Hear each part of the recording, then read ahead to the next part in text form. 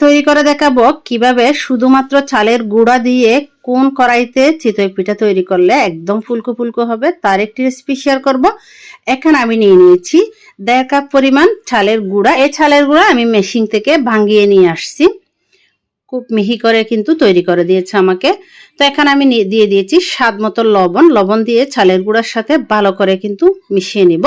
এখন আমি এখানে অল্প পরিমাণ পানি দিয়ে দিব। পানি দিয়ে স্বাভাবিকভাবে এভাবে মাখাতে থাকবো চালের গুঁড়োগুলাকে। এই যে ঠিক আমি যেভাবে করছি আপনারাও ঠিক সেভাবে করবেন, দেখবেন এই চিতই পিঠাগুলো ফুলে একদম ডাবল হয়ে যাবে। তো আমি এখানে অল্প অল্প পানি দিয়ে দিব। এই যে পানি দিয়ে ভালো করে হাত দিয়ে এভাবে করে একটু মাখিয়ে নিতে হবে। ততক্ষণ মাখাতে হবে যতক্ষণ না একদম স্টিকি হয়ে যাচ্ছে। এই চালের গুঁড়াগুলো একদম স্টিকি হয়ে যেতে হবে যদি আপনি একটি পারফেক্ট ভাবে চিতই পিঠা তৈরি করতে চান তাহলে। আর আমার চ্যানেলে আরো একটু কিন্তু চিতই পিঠার রেসিপি দেওয়া আছে, ওখানে আমি একটা ডিম ব্যবহার করেছি, কিছুটা ময়দা ব্যবহার করেছি। ওটাও কিন্তু আলহামদুলিল্লাহ খুবই ভালোভাবে কিন্তু ফুলকো হয়।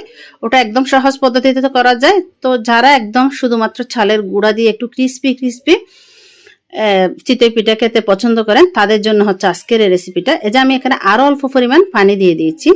পানি দিয়ে এভাবে করে হাত দিয়ে ভালো করে মাখিয়ে নিব।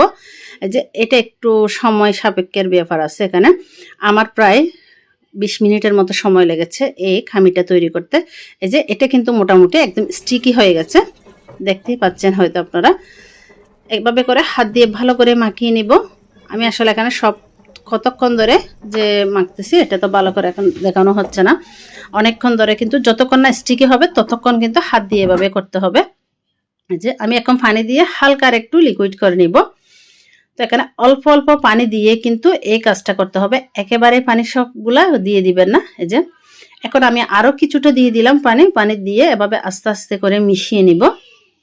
ভালো করে মিশানো হয়ে গেলে এখন আমি একটি চামচের সাহায্যে এই যে এভাবে উপরে একবার তুলবো আর নামাবো। এভাবে করলে কিন্তু পিঠাগুলো খুবই জালিযুক্ত হয়।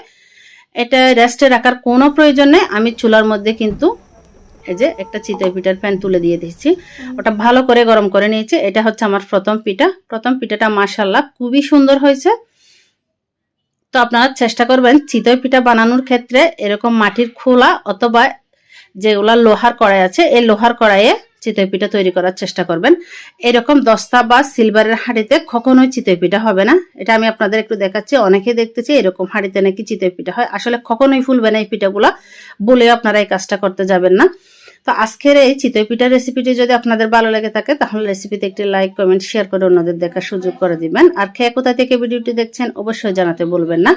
নিত্য নতুন রেসিপি পেতে আমার পেজটি ফলো দিয়ে সাথে থাকতে পারেন। দেখেন কি রকম জালিযুক্ত হয়েছে। আজকে এই পর্যন্ত, আল্লাহ হাফেজ।